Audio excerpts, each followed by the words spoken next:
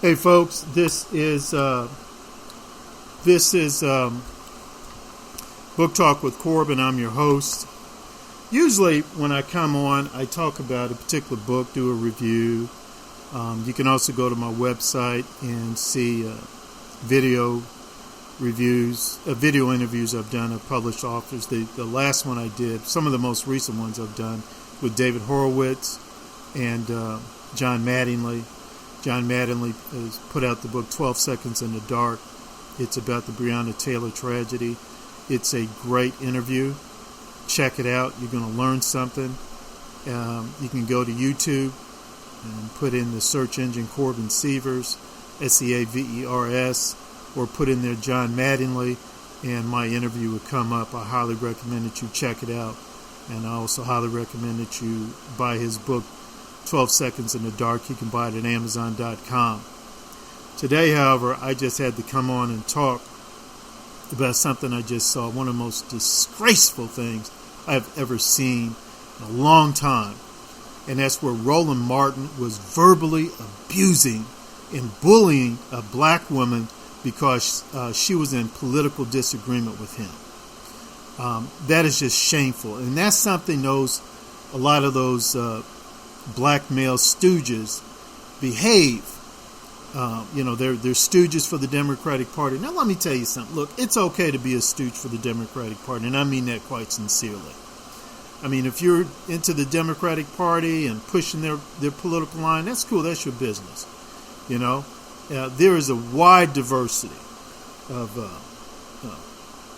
intellectual thought in the black community.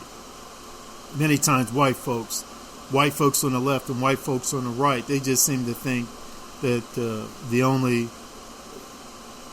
black folk are only supporters of the Democratic Party and far left liberals. They're not. There's a wide breadth of intellectual thought, wide diversity of intellectual thought within the black community, and it has always been so.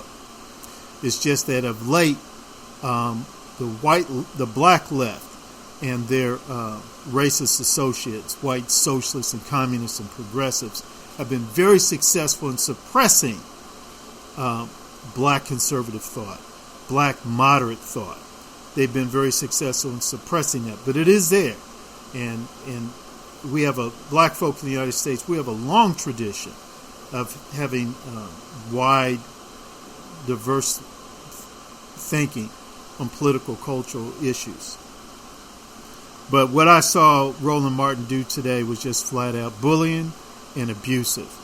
And what I like to say to that is a black female. She was a conservative. She was pro-life. What I like to say to that sister, you made a mistake when you went to a football game carrying a baseball bat and a baseball glove. You allowed Roland Martin to determine and structure the whole so-called discussion. Being pro-life has nothing to do with Democratic Party politics or Republican Party politics. I'm a member of the Republican Party. I'm a conservative. But if the Republican Party didn't take an anti-abortion stance, if they didn't take a pro-life stance, I would still be critical of my party, period. This is a nonpartisan issue. That baby's life in the womb has nothing to do with party affiliation, with party politics. That baby, as soon as that baby is conceived, is deserving of life. If you kill a life, innocent life, that's murder. Roland Martin did not want to discuss that. Of course he didn't want to discuss it, because it took him out of his stadium. He wanted to play football. And in his football rules and regulations, he didn't want to talk about when does life begin. And so when he said, well, no, we're going to play here in my stadium, and he bullied you and he abused you into that I guess you might say, paradigm, you went along with it. And you should have said, no, we're not doing that. We're going to go over here to my baseball stadium, and we're going to ask some very simple, important, critical questions like, when does life begin? Secondly, Roland Martin was trying to say, pro-life. Well, if you were truly pro-life. No, hold up. I am pro-life. I do not believe that once a child, and here's how I'm defining pro-life. Pro-life is when a child is conceived. At the point of conception, it's a human being. And you gotta and there's no justification to murder that child. Period. Now, of course, there are some exceptions. But those exceptions are very rare. The majority of the times when we talk about aborting children, it's not justified. It's murder. Oh, if I don't kill this baby, I'm in college right now and I won't be able to graduate from college. Man, what kind of wimp? What kind of coward are you? Oh, I'm going to kill this baby so that I can get a college degree. Or you remember that one white woman, she stood up there and she won some sort of Grammy or Oscar or something. And she said that she got pregnant and she killed the baby. And if she hadn't killed the baby, she wouldn't be winning some sort of major reward. And those white folks and black folks stood up and cheered her for that. Think about that. Think about that. Come on, people. Are you serious? You got a statue and that justified you killing that baby. What if her mother and father had taken that attitude towards her? I mean, it's absurd. But Roland Martin, he didn't want to struggle with those issues. He didn't want to struggle with that question. That's nonpartisan. That's above party politics. When does life begin? And then if it begins at conception, and it does, therefore, what justification do we have to murder that child? Hey, that's a debate and that's a discussion. Secondly, the abortion movement is primarily driven by Planned Parenthood. Planned Parenthood was founded by Margaret Sanger. She's a flat-out white supremacist. She was a eugenicist, flat out. You should see what she said about black folk, particularly black pastors. She would have loved Roland Martin because she would have said, man, that Negro's a stooge. I got him. He will kill his own seed. He will kill his own seed because I told him so. Because I'm putting money in his pocket. He like that one dude who just got voted senator in Georgia, Warnock. Is that his name? Warnock ain't no better than was that Herschel Walker? Herschel Walker, when he was young and dumb, he had an abortion and paid someone for the abortion. Now, when he looks back on it, hey, I was wrong to do that. He had a change of heart. It's a change of heart, like that one guy named Paul who's on the road to Damascus, and he had a change of heart. Okay, anybody can have a change of heart. But Roland Martin, he didn't have that kind of change in heart. So he's still thinking it's okay when he hears from that white woman, Margaret Sanger, saying, hey, we need to kill these black babies and other white babies of a particular group. She's a white supremacist. He don't want to handle that. He don't want to deal with that. He don't want to struggle with, the founder of Planned Parenthood, Margaret Sanger, the things she said about black leadership, things she said about black pastors, and these idiots. Oh, they like Warnock, who's a pastor at Ebenezer Baptist Church. Oh, he can't wait to stand up and say, oh yeah, I support the killing of children, of black children, our future, our seed, our legacy. Oh yeah, I support killing that. I don't care. Who knows? I might be killing the next. I don't know. Ralph Ellison might be killing the next. I don't know. Robert Smalls. I might be killing the next. I don't know. Lorraine Hansberry.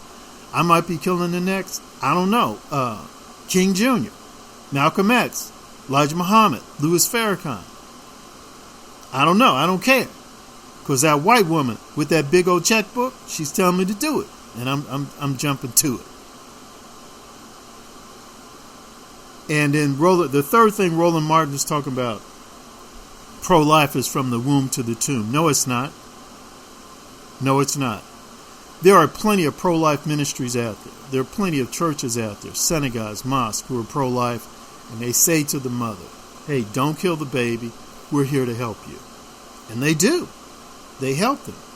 I mean, it's tremendous some of the things they do.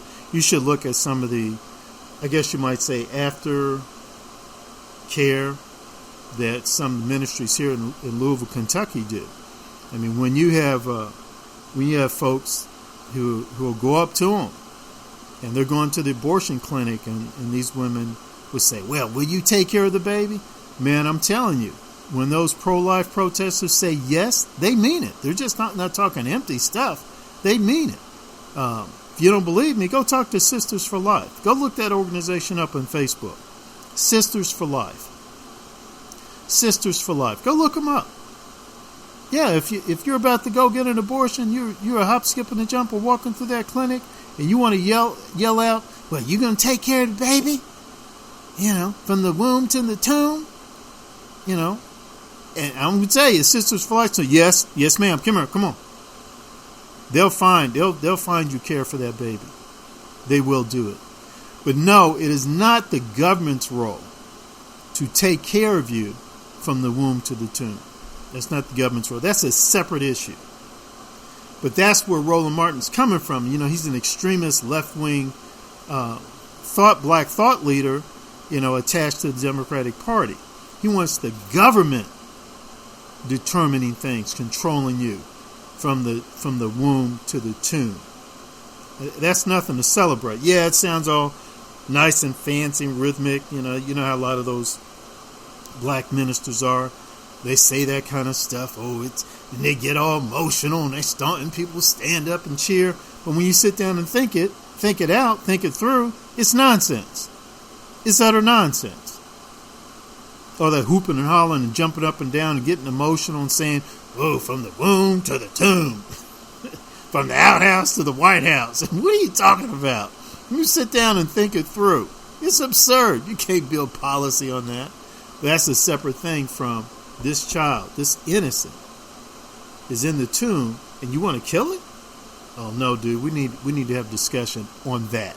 So I just wanted to generally say to that sister, that black female conservative who was in a so-called dialogue or debate with Roland Martin, you know, your mistake was, you know, you just fell into his trap, and he kept bullying you, and he kept abusing you, and so really any black man who was sitting there beside you, he should have said to Roland, "Hold up. Now, we have disagreements. It's okay for us to disagree without being disagreeable." Oh, Jesse Jackson came out of me. It's okay for us to disagree without being disagreeable. Brother, I'm going to ask you to stop bullying my sister here. I'm going to ask you to stop being so verbally abusive towards my sister here. All right? And that's that. That's all it needs to be done. Really, a lot of those black leftists, they're cowards. They're cowards. That's why they bully and abuse women, black conservative women. Yeah. Do that to an Alan West. Alan West will give you that look. Okay, Negro, we're going to wait for these cameras to stop. We're going to wait for this thing to stop recording, and Alan West is going to stand up and say, "Now say it again. What were you saying again? How are you abusing me? How are you bullying me? You say that again?" I'll never forget one time Alan West, he's a black conservative, he's at college campus, and some white woman was challenging him on something. And this white woman had the audacity to say to him, "What's wrong with you? Aren't you a black person?" Something like that.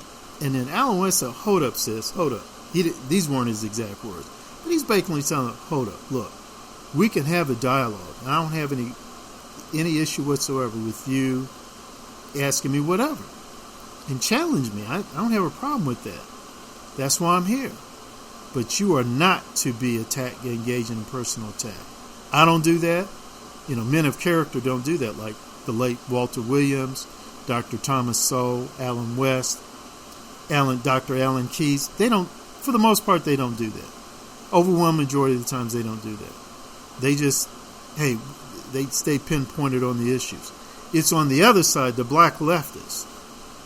They get flustered and they get emotional and they engage in personal attacks. Dude, what is your issue? Just deal with the topic at hand. All right?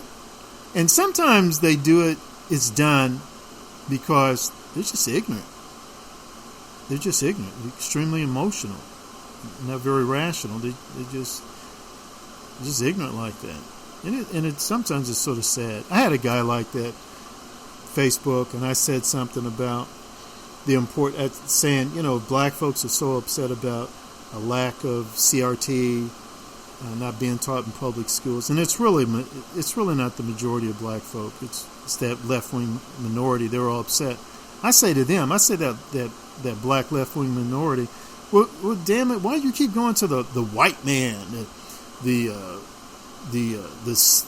white man system, the evil white man, the white colonialist man, the white man who's anti-homo and anti-trans, and he's evil, and we need to stop being so much like the white man. Well, dude, then go build your own institutions and educate your own children.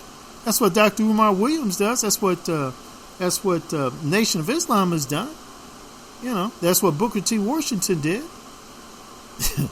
I mean, just build your own institution. Well, you keep whining and crying and beating on the white man. Oh, white man, the evil man, he's evil. He's not teaching my kids. Well, idiot, teach your own children. Stand up and be a man and teach your own children. Build your own institutions.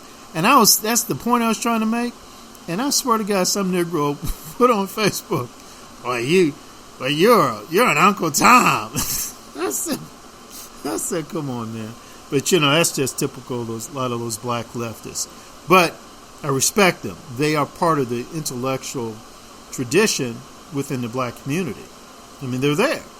And I respect that. Don't agree with it. And many times, I'll challenge them in a heartbeat. But they are part of the intellectual tradition within the black community. So I just, I had to really get that off my chest about Roland Martin. And I just couldn't hold back. And I just got tired of it, disgusted with it. But it just has to stop. The way it has to be challenged. Those black leftists, they're not going to do it. What is it, Don Lemon and Al Sharpton, those kind? They're not going to do it. They're scared. They're scared of white folks. They don't want to upset the white leftists, the white progressive, particularly the white feminist who's got all that abortion money. Ooh, they definitely don't. Yes, Miss Sally. Yes, Miss Daisy. Where you want to go to now? Oh, they definitely don't want to upset that. So that's why they feel so free to abuse a black woman, bully a black woman. Folks, sometimes you might be saying, I don't know, Corbin, maybe you're exaggerating a little bit.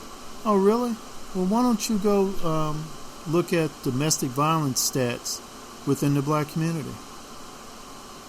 Oh, yeah, I said it. Folks, this is Book Talk with Corbin. Go to my Facebook page, Book Talk with Corbin. Book Talk with Corbin Sievers also have a YouTube channel, Book Talk with Corbin. And anywhere you can find podcasts, you'll find my podcast. Please like and subscribe and share. Appreciate you. My website is booktalkwithcorbin.com.